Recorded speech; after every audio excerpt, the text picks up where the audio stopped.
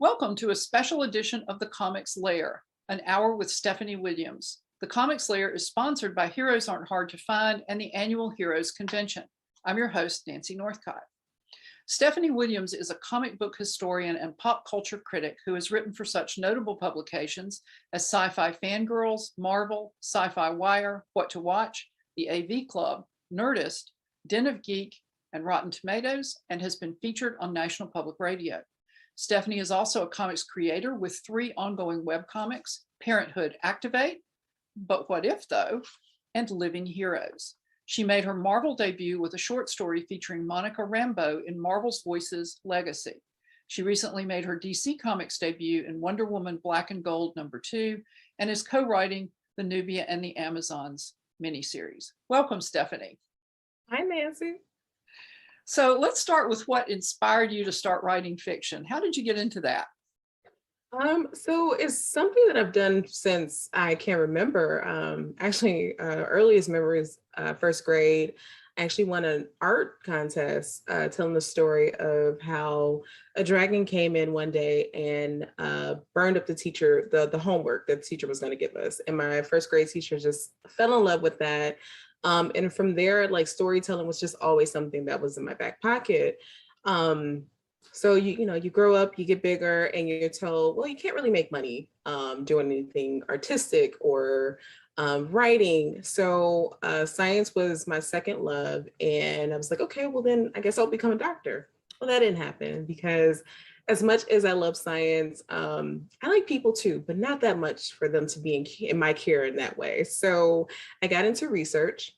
And from there, that is another form of storytelling. It requires a lot of reading, fact checking, and trying to come up with a story of your own as far as how you're going to prove that this thing, this theory, this hypothesis that you have actually might work. And sometimes it doesn't, and it leads you on another path.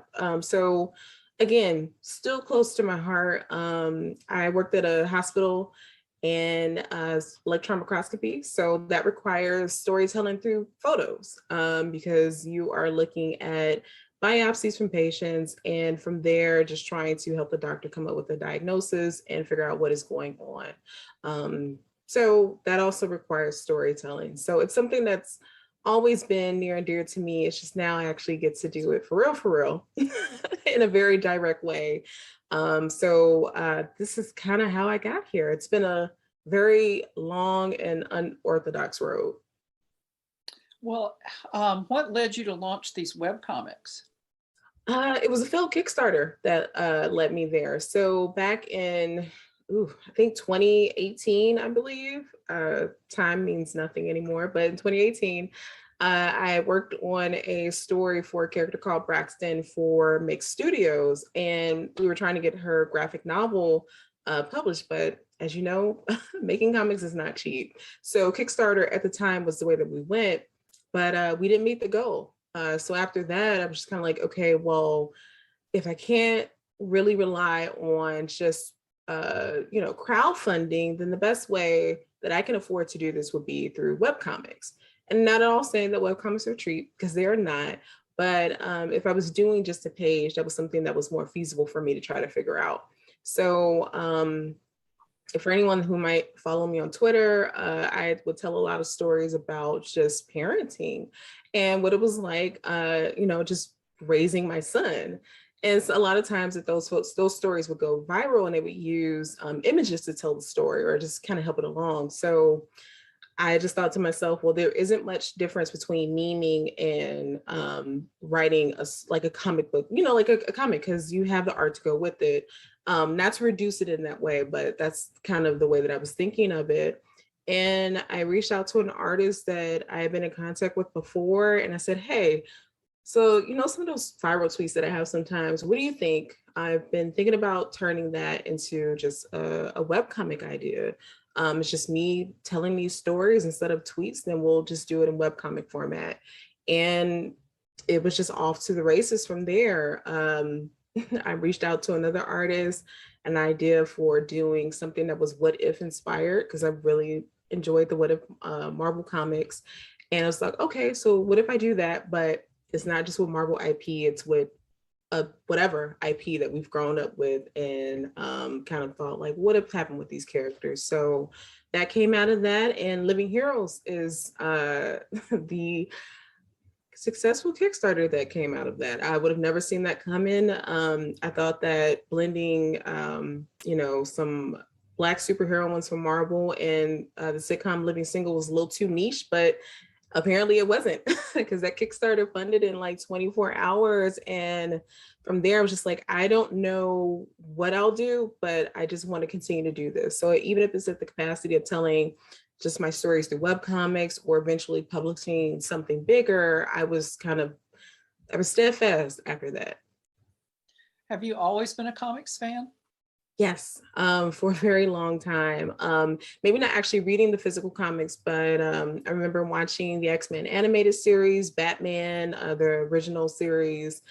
Video games were a huge part of that, because Saturdays when we had to go to the laundromat, they had 2 games there. It was not superheroes, but Ninja Turtles, Heroes in Time or Lost Time, I forgot the name of it. And I think it was Street Fighter versus X-Men. So from there, I kind of just really fell in love with these characters. And then when I finally got a hold of an actual comic, because my grandmother loved going to the secondhand store, and before it became a thing, you could actually find stuff there and you could find comics there. And I remember picking up a West Coast Avengers comic and reading it and thinking, wow, this is just as dramatic as the soap operas that my mom and my grandmother loved, but like they're just in tights. And I just fell in love from there. And Archie comics for a while were ones that I read a lot because they were the easiest to sneak in the cart at the grocery store. Yeah, for a long time, I bought every issue of Betty and Veronica's Summer Fun. Yes. Plunked down my quarter and picked up that comic book. Speaking of X-Men, in 2017, you were featured on NPR's fandom series on Morning Edition. And in that interview, you talked about X-Men. Could you tell us a little bit about that? Yeah, so my relationship with X-Men is one that's probably been the longest since I've been reading comics. And in that interview, I believe I was asked like what made them interesting to me. And of course, like at a young age, I'm just now learning about just civil rights issues and the movement and everything that was going on. And it just was so funny that also I was getting into X-Men. And I don't know, like 9 or 10, I could see some of the parallels or allegory between, these, Charles and Magneto, and then thinking of at the time what I was taught about Martin Luther King and Jr. and Malcolm X. At the time it seemed like it was pretty straightforward. Now that I'm older, it's way different than that as far as how I view both of them now. But I was like, okay, so I get it. We're getting political commentary in comics because that's something that's been around since forever. And that was just something that really drew me to the X-Men and just mutants in general, because as a Black woman, I could empathize and sympathize with a lot of the struggles. And I've come to find as I've gotten older that for a lot of folks, that was the case for them. And that's why they enjoyed the X-Men. So that was X-Men for a while, and still are some of my favorite characters. Well, now I noticed that on the Living Heroes strip, Storm is in that. Yes. Speaking of X-Men. And I also noted Monica Rambeau, Jennifer Walters, who's She-Hulk, for those who don't read that comic, and Misty Knight are all living together. How did you pick the characters you were going to include, and how did you come up with this scenario? So one of my favorite things, of course, is kind of memeing and whatnot, and also getting folks interested in comics in ways that they wouldn't normally be. And I found that is focusing on the quieter moments for these characters. So something that I always thought was kind of funny is that Misty Knight and Jean Grey at one point were roommates. And then they weren't roommates anymore because like Jean, of course, dies and is reborn again as the Phoenix, and she wouldn't have any money for rent. So so if Jean Grey were to unfortunately die for the umpteenth time, what would Misty Knight do for a roommate? And I think at the time Hulu had just made the Living Single series like available, like all the seasons. So it was like doing a binge watch along with everyone else. And I don't know why, but sometimes I'll read comics while I'm watching TV, depending on what it is. If I'm watching a comfort show, then I'll do that. And I'm just reading, and I was like, you know what? I really want to land this joke of Misty Knight having to move in with, ex characters because because Jean Grey died. And I thought about Storm and her connection to Harlem. And of course, I'm watching Living Single, and I'm like, wait, so Storm has a brownstone. Monica Rambeau is there because Monica Rambeau is there. And I know this is the lowest hanging fruit, but She-Hulk would be there because that's her Maxine. She is our lawyer. And also She-Hulk, like a lot of characters that were usually another color, I just gravitated towards them. It's just Jennifer's story of deciding to stay in her form because she felt empowered by that, even though people looked at her differently. I felt that. So I was like, yeah, Jennifer Walters gets to be here. So that is how that came about. It really came from me just wanting to land the joke of Misty Knight meeting roommates because Jean Grey bit the bullet. Funny the things that can come out of one episode in a story. Yes. Well, I looked at the various things that you've done, and there, as the introduction indicates, there are really quite a lot of them. For those who are not familiar with Fangirls, could you tell people what it is and how you came to be involved in it? Yeah, so unfortunately, Sci-Fi Fangirls isn't around anymore, but that was a extension to Sci-Fi Wire. And it was a really great moment in time because you had all these women and non-binary folks get together, and we would just talk about either our fandoms, things that we enjoyed, things we didn't enjoy so much, or just highlight just different projects and stuff that probably wouldn't get the attention that it deserved. So the way that I got involved with them is used to do a podcast called Misty Knight's Uninformed Afro, where we covered Black superheroines and characters in comics. So after that podcast ended, I had a lot of research and nowhere to go with it. I didn't necessarily want to podcast again, and I was ready to really get into writing. And it just so happened, I knew someone who had the editor's contact information, and I sent them pitches for, I believe it was Dora Milaje, like their evolution through time. And then the other one was, I think my second one was about Nightshade and her being the BDSM queen of Marvel. And those two pitches got accepted. And the next thing I knew, like I was just writing for them regularly. I think it's interesting, and we all know fans who want to get into comics. So I think for people to hear how people who are now in comics made the transition from fandom to pro is always interesting to people. Yeah. Your published articles cover a wide range of topics, from the evolution of the Dora Milaje, which you were just telling us about, to, of all things, Aunt May's love life. And I have to confess, I had never really thought about Aunt May having a love life. Because there was Uncle Ben and he's dead and she's off in her spot over there. So what made you decide that focusing on Aunt May's love life would be a fun thing to do? I think it was because of Into the Spider-Verse. So I remember watching that, there was question of whether or not Aunt May had dated Doc Ock in this, and in that iteration, Doc Ock is a woman.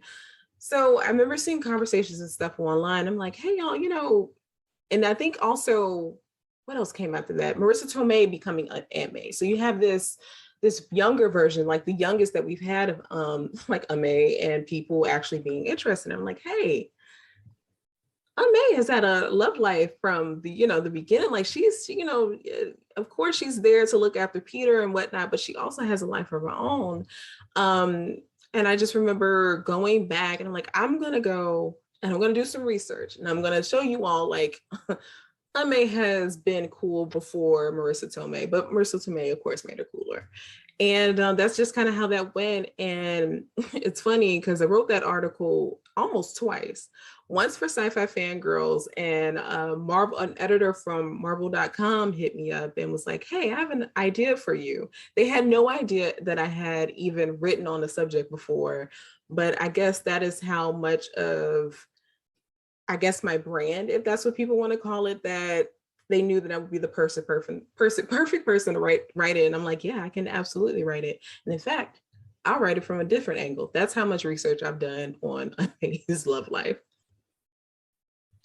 Well, another character who doesn't seem to get explored a lot lately is Monica Rambo. Mm-hmm. And a while back, we did a retrospective on Monica Rambo on ConTinual. But you wrote that story in Marvel's Voices Legacy #1. And then you've written a lot of articles about Monica Rambo. So what draws you to this particular character? So Monica is a rare find in comics, specifically for Black superheroines in the big two, because you have this woman who, she comes from a two-parent household, and not at all saying that that has to be the thing, but you rarely see that. Usually for heroes, it's tragic. Like someone has died, either a mother or father or both. You also have it where, she's denied this job and she comes into, like, she's denied a promotion and she comes into her powers because she is trying to do the heroic thing. And then after getting her powers, still decides to go forth and continue with that. She joins the Avengers and she's an integral part to them in their missions. She isn't just kind of like the side character that shows up in the books. Like Monica is actually actively doing things and actively helping. She helps with who is it? Hank Pym. So there's a trial going on. She helps with that. She's so important to the team that she is chosen by her teammates to lead the Avengers. So that was just something I always found fascinating. And it's just kind of weird looking at her history in retrospect, because she kind of declines for a while. And then now you have this Monica resurgence, which is great, but it just was always funny to me that she started off so strongly and then fizzles out after they do that name change. And then from there, it's like Monica's lost in obscurity and then brought back in Next Wave. And then from there, again, a Monica resurgence. But oftentimes I found that for the newer stuff, a lot of those takes on Monica is from the Next Wave, which I also enjoy Next Wave. So I'm not pure to bash or anything like that, but it's just such a different take on her original character, which is the whole purpose.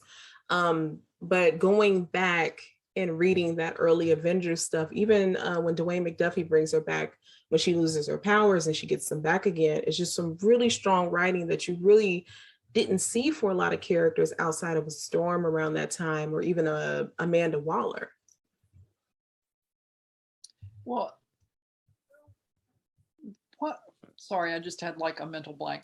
No. The story in Marvel's Voices Legacy was a short story, but it was kind of a pithy story. Can you tell people a little about that story without spoiling it for those who haven't read it, and maybe tell us what inspired it? Yeah, so I get the email from Marvel and Imagine Me. I'm just like, wait, is this really happening? And I freak out for a good 2-3 hours because I'm thinking to myself, well, because they didn't tell me what character, they told me to pick a character. So immediately I knew I wanted to do Monica Rambo. And then I thought, like, okay, well then what story am I going to tell in 2 pages? So then I thought about it. I'm like, hey, well, they hit you up for a reason.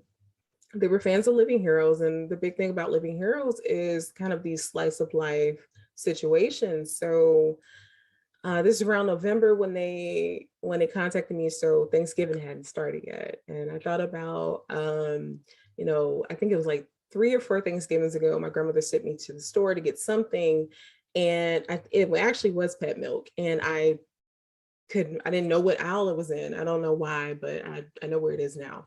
I didn't know what aisle it was in. And I thought, well, crap, I wish my mom was here so that she could show me. But then I thought about, no, because my mom was here, then there's a good chance that we would get to it's time to ring up and she would still be shopping. So I thought of that situation and how funny it would be for superheroes to be there and shopping with Monica's mom for her dad's birthday. And from there, I was like, okay, I can land my joke before we get on the next page. And then on the next, before we get to the second page, and then on the second page, I can have this cute moment between Monica and her mom, because Monica and her relationship with her parents has always been something that I've just loved, because they fully support her as a hero. She doesn't have to hide her identity and what she does from them. Didn't you write an article about why Monica's parents are important? I sure did. I did.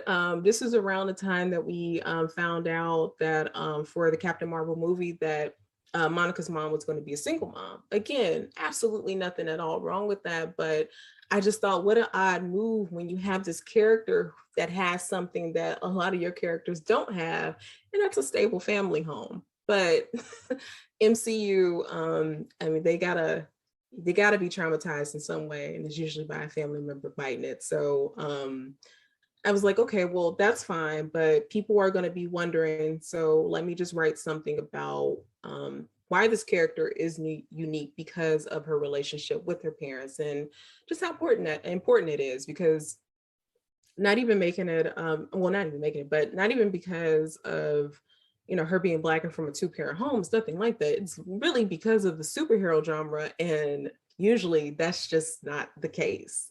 So it's kind of double on her in her case. But I was happy I got the chance to write that, because I got a chance to read more Monica Rambo as usual. So Well, it was a fun story, and I've always read more DC than Marvel.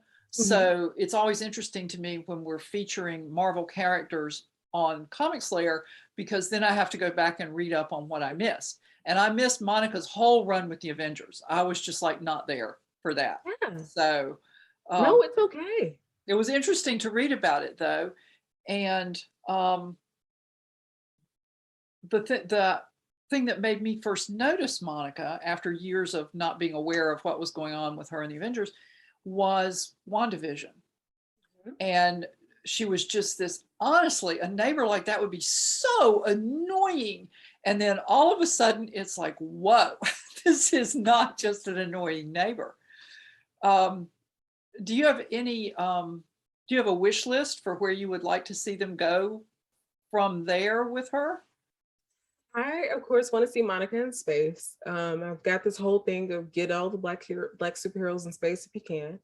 I want to see her in space. I'm pretty sure we will see her in space in the Marvels, but I would like to see her go from there and on a team. So if they would be so inclined to bring A-Force to the MCU, that would be great. But I would just love her to be in a team setting, because I think we got an inkling of how good that could be with Darcy and Jimmy, and like in their little trio. So I would love to see that. And I don't know how this happened, but it's so odd to me how linked Monica and Carol Danvers are when they weren't for a better part of their inception, either character. And it wasn't until the very late 90s, early 2000s that they start to be as connected as they were. So as they are currently, and it'd be nice if people could see Monica as Monica and not as like,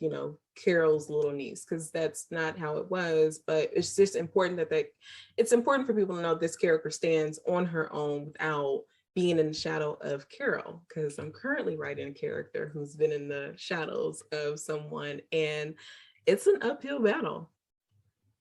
Well, and I think there have not been until recent years very many strong female friendships in comic Mm-hmm. books. They just don't get showcased. I think maybe because the traditional audience for comic books, which I would say has not been true for quite some time, is the 11-year-old boy. Yeah. That was when I was growing up. The 11-year-old boy was the prototypical comic book buyer, and I don't think that's quite the case anymore. But it's interesting that they have developed this friendship with Carol and Monica, and apparently Jean and Storm. Yeah, that's, so Jean and Storm has been around for a very long time. Yeah, but it's a Marvel book. So yeah, no, oh yeah, no, but no, but it's not. But you're not the only person to have said that, because it seems to be more prominent. And that's just me reading too much X-Men, but their friendship existed. That's why I'm so happy when I see it in current stuff, because what was it, Tom Taylor's X-Men Red, because it was really putting their friendship just there, because unfortunately with Jean, because of the Phoenix, that is usually what people think of, or they think of her fainting if they've watched a lot of the X-Men original animated series. But no, Jean is a really great friend, and her and Storm have a really great relationship. So no, I'm just happy that it's so prominent now that there's no way to deny it. But to your point about Carol and Monica, that has been the great thing to come out of it. The thing that sucks that comes out of it is because of this war of who's the better Captain Marvel. And just like forgetting, like, yes, personally, do I wish that Monica still held the title of Captain Marvel? Absolutely, just because of the way that the name was stripped of her, because the story itself is very cringe. There's assault that happens and it just was unnecessary. So I wish Monica still had that name, but outside of that, that's it. Like, there shouldn't be this who was the other, who was the best. I mean, that's kind of irrelevant. What's important is, these characters and how they exist in this universe, and how they can either work together or challenge one another in what way that they need to. But that's the part that I think just grinds my gears the most. It's well, who's the better? I'm like, well, I don't know, maybe this person on one day, but like, that's not why we're here. Comic fans tend to do that. It's like, Yeah. well, which is the better Captain Marvel, Zachary Levi or Brie Larson? And, well, which is the better superheroine movie, Captain Marvel or Wonder Woman? It's like, why does it have to be a contest? Can't we just like all of them? Yeah, there's stuff to take away from even like the DC versus Marvel thing. And I'm just like, but guys, they're all comics and we love comics, right? So the more of them, the more variety that we have, the better. All of these things can exist at the same time. It doesn't take away from the other. And sometimes they enrich each other. So I've noticed in the Captain Marvel book that they are developing more female friendships for her. Yes. Jessica, who is another, again, because I just read too much. Her and Jessica have a friendship early on. Actually, Carol with the X-Men, after Rogue attacks her in defense. There are a lot of things that can be written about what happened between Carol and Rogue, but it leads Carol to the X-Mansion. And that whole storyline is one of the first times where I was like, wow, Charles Xavier is terrible. But she met Jessica Drew during that time, and Jessica was there to kind of help her through just the trauma of everything that she was going through. So I always love when I see their friendship put on display. And most recently in the Spider-Woman, I think it was the run that maybe 2017, I'm blanking on the writers, but that was excellent because their friendship was just on display and it continues to be on display. So more female friendships. I think that's why with Newbie and the Amazons, like, yeah, I know that they fight. I know this is a island full of warrior women, but they are also very passionate about each other and their friendships. There was an interesting moment between Carol and Rogue in Captain Marvel that harkens back to what you were talking about. And I don't want to say too much about it because I don't want to spoil it for people. Yeah. but it kind of, although really, if you haven't read it, it's been out a year or two, so really you should go read it. But it was kind of, it looked at that head on, and not in a snippy, you were mean to me, well, suck it up and deal kind of way. It was like, well, I'm a different person now, and well, I'm trying to get past this. And then, without trying not to say too much, they end up doing something that really calls back to that, that's important. And so I was thinking, it's not, or it didn't used to be usual to see those kinds of relationships in comic books. No, it was everyone gets one. You have maybe one or two women on the team at the same time, and the rest is just the guys palling around. They got to do that all the time. Wonder Man and Beast, who I adore, they had a whole thing several times, a couple issues dedicated to their guys' night out. So and I feel like the women's friendship in comics really started to pick up after Sex in the City. As I don't know if you remember, but there was a Marvel Divas, like a mini series that came out. Monica Rambeau is in it. I think Patsy Walker, Hellcat, and two other characters. But it has Sex and the City vibe to it. And funny enough, I am just now watching that series for the first time. I cut it on as background noise and ended up paying attention, but it's been kind of funny watching it retrospect, like from now, and just seeing how impactful it was to other medium, and like seeing how it translated to comics, because you have like these spurts of like, wow, like you all never put these women on the same team before I had them and stuff. Like there's a issue of X-Men. It's a mini series. It features Storm, I think Emma Frost, and two other characters, maybe Jubilee, but they're looking for Logan, and it's got a Sex and the City vibe to it too. So regardless of how you feel about Sex and the City, if you're a comics fan, and you happen to like female friendships, then you have them to thank for that surge.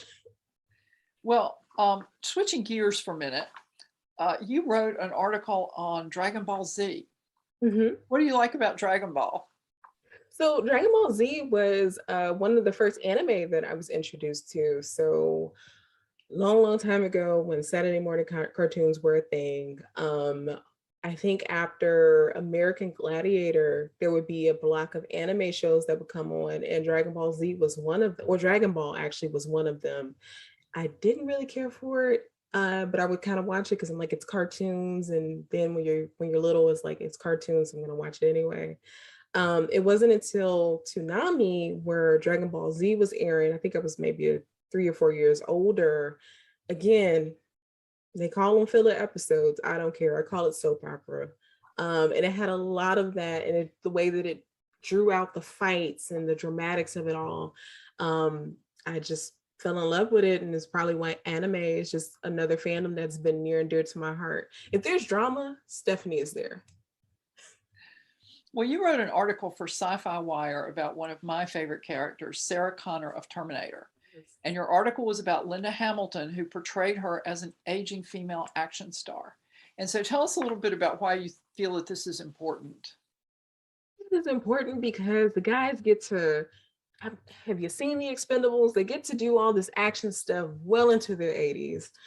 Which is great for them, but unfortunately for a lot of female actors, like you don't get to see them in a lot of these actiony roles. We're seeing more of it now, but there was a time where I'm just like, well, hey, so-and-so would be great for this, but she's quote unquote aged out of it. So it was so great to see Linda Hamilton back in that role, and just buff and giving us what Arnold will be giving us anyway. I was just really happy to see that. And I thought to myself, like, okay, so more of this. And we've gotten more of that since then.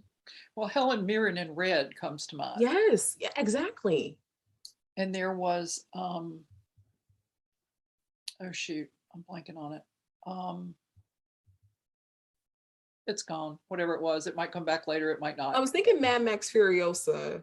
Mad Max Fury Road. They're making Furiosa, but I mean, I personally don't consider any of these women retired or too old for anything, but a lot would say like for Charlize Theron to be in something like that, which is kind of a rarity. So just more of it. Recently, Netflix, what is it? Milk powder gun shake, or I don't know. Gunpowder milkshake, one of them. But Michelle Yeoh is in it. Angela Bassett. I think Helen. No, she's not in it. Two other women, but again, not young 30 somethings or 40 somethings either, but just these older seasoned women on screen kicking butt.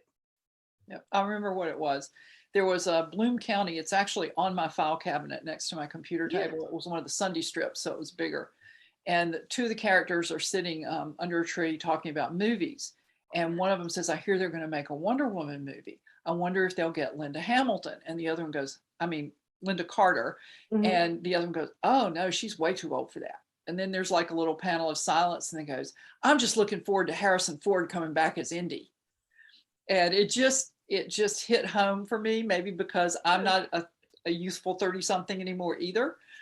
But it is nice to see these women who are not wet behind the ears doing Yes. all these. And there's nothing wrong with young action heroines, No, not at all. They're a lot of fun, but it's nice to see the spectrum broaden a little bit. Like the Amazons on the beach, Yes. those were middle-aged women, a lot of them. Yeah. And that was actually, well, I was gonna fuss, but this is why I wish in the first Wonder Woman movie would have stayed on Themyscira for, I don't know, at least half the film, if not more. In fact, have Diana leave at the end. Yeah. Robin Wright, Antiope is such a difference from The Princess Bride. And yes, actors have a wide range and they can do different things. But that's another woman who is certainly of mature age, who's Absolutely. doing an action role. And I thought she was great. She was great in that. Yeah, maybe we'll get some more of her. Yeah, I hope so too, because they did find a way to bring her back by going back in time with the games at the beginning of Wonder Woman 1984, which was cool. But I'm like, they don't age on that island. They stop aging after a bit. We could just go. We could visit the island presently. Well, sure we could. Why not? Well, if we could find it. I mean, there is that. Right. Well, since we're on Amazons, let's talk about Nubia. You've written a wide variety of characters and stories, and you're bringing all of that experience to bear on a character who, as you said earlier, is one of the most underutilized in the DC universe. Could you tell us a little bit about how you see Nubia? Yes, as like this hidden gift that's been there the whole time, that just needed to be taken off of the shelf. The way that Nubia exists to have the type of fandom that she does when she hadn't really been in the public eye at all very much, since she came to be, was 1973, 1974, and then like a couple issues, gone for 20 years, comes back, and then gone a little bit more, and then, every now you'll see her pop up in something. But for her to have the type of fan base she has, dedicated fan base, and to be so underutilized, I thought that just made her a very special character. And also a scary one to write for, because now you're competing with folks' imaginations. So I thought it was a unique opportunity for a host of reasons, but mainly because it just seemed like a really great opportunity to not only reintroduce Nubia to the public, but Themyscira on the whole, and Amazons, and what life is like on the island, and why you should care that she's queen of these Amazons. Well, how do you see her as a character? What do you see as her primary character traits? Someone who is dependable to a fault. And by that I mean that to her detriment in the long run. She is someone who stands on her own outside of Diana. She is not just Wonder Woman's Black sister or the Black Wonder Woman. She is Nubia. And she has to be there, right? And when she comes to Paradise Island for the first time, she challenges Diana for the crown of Wonder Woman. You don't do that if you don't have any confidence. You don't do that if you don't, if you think, if you're second guessing yourself. The amount of confidence that it takes to show up on this island that is, you're a visitor. You're showing up on someone's home turf, and to challenge them and almost win, but lose out of technicality. That's one of a kind. And in writing her, knowing that, how do we get to her being that type of kid? Like, what is her role to that? And also, outside of her being, all these physical attributes, what makes Nubia tick, and what does that look like for this Black woman on Themyscira? So you're using another character who has kind of one image in most people's minds, and that's Medusa. Yes. Snakehead, dead, that's it, is what most people see about Medusa. So how do you see the character? I see Medusa way more complicated than that. And the reason why I chose Medusa is because of her complications. I thought that would be a great way to challenge Nubia, this person who has been champion of Doom's Doorway, which, I mean, essentially is like a prison for monsters. And that would make Themyscira like this very beautiful storefront to this very ugly prison. So in that, and her being queen now, and the way that she went about becoming queen is by willing to look Medusa in the face. I thought, well, yeah, of course, that has to be the one to come and challenge her. But because Medusa has such a complicated history, and one that begs looking back to, because there are many different takes on what happens, and a lot of folks would either just point the finger at Poseidon, but what's Athena's role in this? And the fact that the goddesses are the one to bless the women of Themyscira. What does it look like when one is cursed and one is blessed with these gifts? So to have those two go up against one another, I thought was another way to also reintroduce Medusa to the masses. Well, can you tell people who maybe haven't seen the miniseries, and in case anybody hasn't guessed, that's the cover of issue #1 sitting next to me. So y'all need to go out and find this book. Can you tell everybody a little bit about what the premise of the miniseries is? Yeah, so Nubia and the Amazons is a road to Trial of the Amazons, which is the first Wonder Woman event in some 20-30 years. But what's going on is Nubia has now become queen of Themyscira because Hippolyta is away in the Justice League because Diana was dead. Spoiler alert, I'm pretty sure you all knew this. Diana's not dead anymore. So, but either way, Nubia is not a temporary queen. She is queen now. So the whole premise of this is, so now she's queen. What troubles does that bring? Because she's been champion of Doom's Doorway and dealing with that, a lot of stuff that she has to punch her way out of, because essentially that is what's required of her. But now that she is queen, she has to go about things a lot differently, because you can't punch your way through your sisters. I mean, I guess you could, but that wouldn't be very queen-like. So Nubia being challenged in this new way in her new role, and you're finding this very confident champion still have some questions. And I just thought that was something that was just relatable, and imposter syndrome, and wondering, even though you are qualified for the job that you now hold or opportunity that you have, there's still this inkling of, well, wait, am I supposed to be here? So that is her dealing with that. And she's got 5 new Amazons that come out of the Well of Souls that hadn't been open for a long time, since Nubia actually came out of the Well of Souls. So what does that mean? Are they friends or are they foe? So you're working on this with, if I mispronounce the names, please correct me, Vita Ayala and Aletha Martinez? Is that Aletha Martinez. Aletha Martinez. How does the creative process among the 3 of you work? So Good. So Vita and I co-write. So really that has been mainly plotting because Vita is a champion for new writers and wanted to make sure that I got all of the experience that I needed in this and was able to apply it. So a lot of just plotting the story out with them and then going in and writing the script.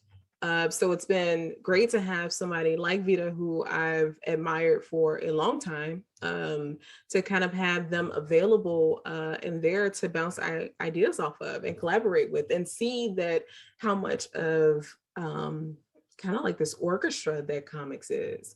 And even working with Alita and learning what, as far as like what I'm writing for the panels and how best to get that information to her so that she can do what she needs to do. So is that providing references or saying, hey, like, what would you like to draw?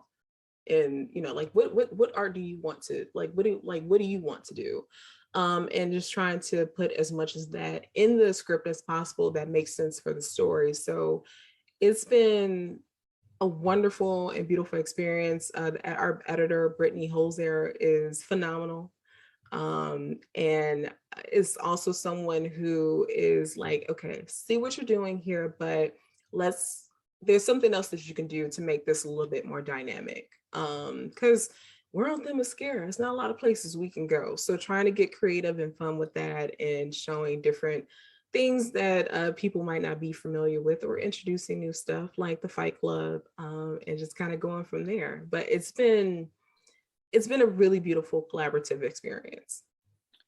Well, what do you find most challenging about writing this miniseries? It's been the dialogue, which folks will say now, like, well, what do you mean? Because it doesn't seem like, no, it's a struggle because um, they're on Themyscira, they don't talk like we do. So trying to, and I guess this is where me loving dramatic stuff comes into play because it works. And trying to find ways to, say the thing that I need to one way and then make it make sense for them to say it in the way that they would. So honestly, the dialogue has been the most challenging, but one that has taught me that you don't have to be, like, you don't have to say something so deep and to blow people's minds. Sometimes keeping it simple and straightforward is just as effective, if not more. Because there's been a lot of times I've gone through a lettering pass and thought, wait, that's 2 sentences too many. You can say what you need to in maybe one or two, and going back through and just kind of seeing how things take form. Because we don't realize how repetitive we are in regular everyday speech until you're writing. You're like, man, I said that 2 sentences ago. Why am I saying that again? Because you're doing that in real life. Well, it seems like writing in comics, because the dialogue balloons are so small and you can only put so many of them on a page, that you really have to practice word economy. Is that right? Yes. So, what is the absolute most fun thing about working on this comic book? Because there's so much. Getting to invent stuff for Themyscira, like things that people, so the Amazon Fight Club, I actually mentioned that in like, I was just trying to be funny. Like, I think I was trying to land a joke. It seems like a lot of my ideas come from that. And our editor was like, no, actually, yes, that makes sense. And I was like, yeah, it does, because you had, Antiope who left. And I also think, like, when I think of the movie Fight Club, this is about, disgruntled, working class men upset about just capitalism and everything else. It's a take on society, what society that they're in. And I'm like, well, there's a society on Themyscira. Like, we live in a society that, very terrible Joker reference, but anyway, but they do. So there will be tension. If there's tension on that, like, how do they go about getting that out? And if you are training for most of your existence on this island, fighting is probably something you're more prone to like want to do for funsies. So sometimes they do. And I thought, yeah, so Amazon Fight Club, that is a great way to kind of show, like this grittier side of Themyscira, but also have some fun. Even kind of doing stuff with Magala. who's a character that kind of gets forgotten because she is an Amazon who has aged, and they don't really see that on the island. So instead of making her kind of this crone and leaning into that kind of archetype, it's like, no, like Magala is older. She's been around for almost the longest, so why not make her a shepherd for some of these rituals and have her very much a part of what they do on the island. So to be able to do that in that first issue made me so happy, because the work that Jordy has put in for young Diana, I was like, okay, I love what you did here. Like, let me just bring this up to a little bit more adult and continue that. Well, is there anything else that you would like to tell everybody about your work on this book? I want you to stick around for issues 4 and 5. You don't pick anything up, because there's a reason why I picked Medusa, and it wasn't to treat her as we've seen her treated before. There's a very specific reason, and I just hope that you all pick up book 4 and 5. Even if you only pick up 5, that's fine with me. But I want you to pick that up, and just please pay attention to that, because there's a reason that Medusa was picked. Well, we've got just a few more minutes left, so there are a couple of other things I'd like to ask you about that I found intriguing on your blog. What is Space Dandy, and why do you like it? So Space Dandy is an anime that is a comfort anime for me, because it's this guy is dealing with an existential crisis throughout the entire series, and the series ends beautifully because the series basically starts over again. So it's on loop. There was a series finale, but technically it never ends. It's full of pop culture references. There's a episode that was, I think, either written or directed by George A. Romero. So if you love zombie stuff, there's an episode for you that is just perfect. And Space Dandy is just a really good time. They have you think about some really deep stuff, but there's some laughs in between, and it's just one of those series that I just go back to just to watch when I just want to feel better. Well, the other thing that had a really intriguing title to me was, and I'm probably going to mangle the pronunciation here as well, Toriko and the Gourmet Age of Food and Friendships. Yes. What is it, and what's the draw for you? So I think someone sold it to me incorrectly. I think they got it mixed up with Food Wars. That's what they thought I was watching. So I kept waiting for like this really terrible thing to happen, and never did. And it just stayed this very high stakes, but no one's dying type of vibe. And it's just, if you've ever played the game Monster Hunter, it is essentially that in anime form. It's this this really big burly guy running around with this little chef, and they go on adventures together. He hunts the food. They say their grace and they don't waste anything, and they just have a great time. Shonen anime is very heavy on friendship between usually boys, because shonen is for them, I mean, like leaning towards that audience, but there's just really great friendships, and it's also just a good time. And the food, like most anime food, makes you wish that it existed, and it does not. Well, before we wrap up, is there anything that you would like to talk about that we haven't touched on? No, not that I can think. Well, actually, yes. One more thing about Nubia and the Amazons. So a thing that drew me to the series is, like, you have this island full of women, and people often say, well, if men were here, then things would be different. I'm like, well, that's not really true. And again, another reason why I picked Medusa is because of this island where they don't have to worry about pretty much anything except for stuff coming out of Doom's doorway. There's a different type of intimacy there between everyone that's there. So they get to walk the streets at night by themselves.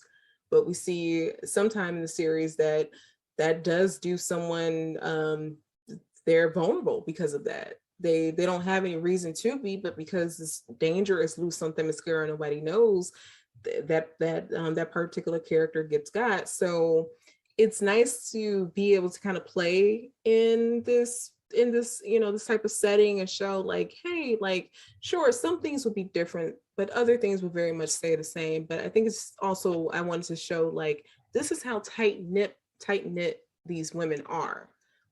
where they're just kind of on this island together, and there are friendships, there are Amazons that don't care for one another. So I just hope that folks are just kind of paying attention to some of those little things, because it's going to come into play by the end of this series and by the time we get the trial of the Amazons. But I think that's it.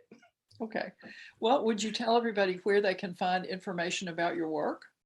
Sure. You can go to whystuff.com. There you'll get links to my authoring page, some of the stuff that I'm writing. I haven't been able to update it because I can't update anything yet, but I will. So there'll be links to some of the newer stuff that I'm doing. And also, if you're on Twitter, Instagram, or TikTok, you can follow me at Steph_I_Will. And if you go to TikTok, it's just me posting videos that I made in iMovie. And on Twitter, nowadays, it's just promotion for Nubia, but my Instagram, you might find some fun stuff on there. Okay. Well, Stephanie, thank you so much for joining me for this chat. And thank you to everyone who's watched it for us. And thank you to our sponsors, Heroes Aren't Hard to Find and Heroes Convention. And for more information about them, you can visit www.heroesonline.com.